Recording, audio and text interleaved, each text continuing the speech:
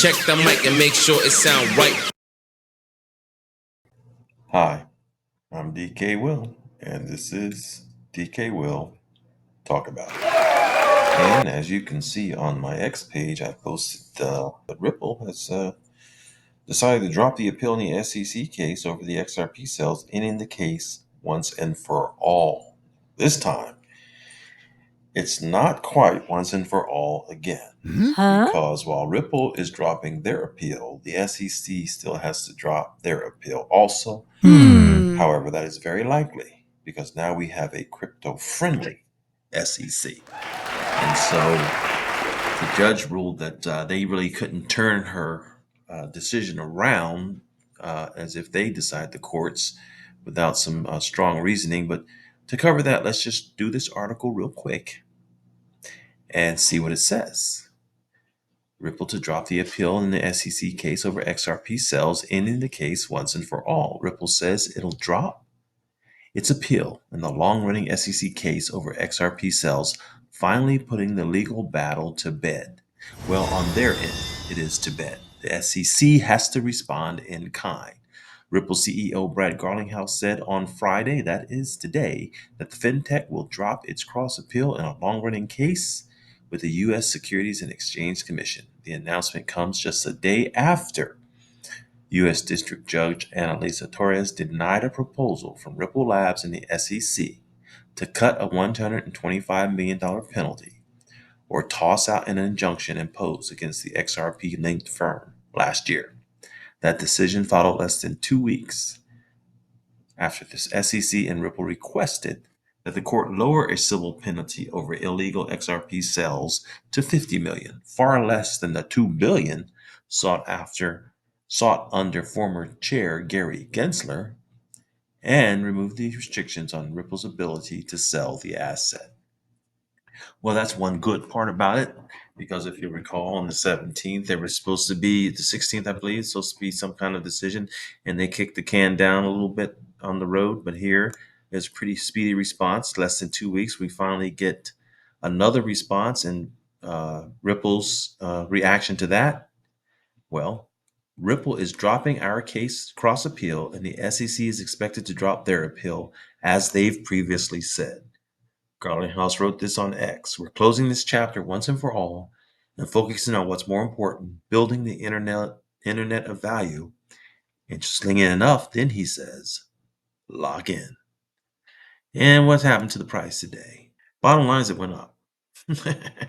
And at this time, I think it's going to go up, and it's going to keep going up because that stigma is removed. I'm surprised that there's not a whole lot of volume on account of it, but there's no reason anymore for XRP's price to be as depressed as it has been, although there is still the consideration of the financial institutions and all who need to secure their supply of XRP so that they can offer the expected ETF products that will be produced. And just maybe this decision will expedite that process as well, and things will really get rolling.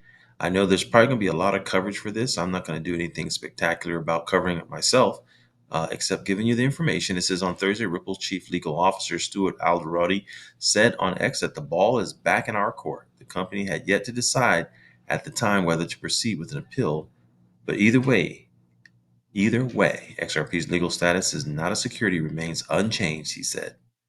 And it talks about the $1.3 billion lawsuit. Then in 2023, a judge ruled that the programmatic sales of XRP on cryptocurrency exchanges to retail investors did not qualify as securities. And it didn't, because it didn't give us a stake in anything in buying it. It was a speculative asset is what it was, but we didn't have any stake in the company Ripple or anything else. It says the ruling was interpreted by both Ripple and the crypto industry as a win at the time, despite the judge also ruling that $728 million worth of tokens for institutional sales did constitute unregistered securities sales. So that was the caveat there. Wall Street regulators last year had requested Ripple to pay a $2 billion fine under ex-chair Gary Gensler, but then a New York court ordered the company to pay a mere $125 million penalty. Ripple and the SEC then sought this spring to lower that penalty to $50 million, but faced multiple rounds of pushback in court over the past month. Well, I just had a thought on that. That is a good motivator for Ripple to anticipate, influence a higher price on XRP. Remember, it's in their treasury as well. Some 40-some billion, XRP would easily cover that $125 million penalty. Since President Donald Trump took office, the SEC, under its new leadership, has taken a softer stance towards the crypto space, scrapping nearly all of its crypto lawsuits and investigations. President Trump campaigned with promises to help the crypto industry. XRP was changing hands at around 212 on Thursday, roughly flat over the past 24 hours, and as we know, it's at 218 now. The asset is the fourth largest cryptocurrency by market cap and was created by the founders of Ripple. It is also the native token of the XRP Ledger blockchain. Okay, so there it is. And yes, it's number 4, but that too is something that is not really going to last very long. Because Tether's a stable coin, it's not going to change much. And then the next leap is a double of that to get to the Ethereum spot. So now that it's been released, it's quite possible. And now that the fear and greed has moved more into the neutral status, it's very possible. So there's the news today. I know this is nothing exciting. I'll try to make this video interesting with some ad libs thrown in here once I finish recording this portion. And let's do what Brad Garlinghouse said. He says lock in. I say gorilla grip, baby. You can't lock much better than that. I'm DK Will. This is DK Will Talk About It. And I've talked about it. Have a wonderful day.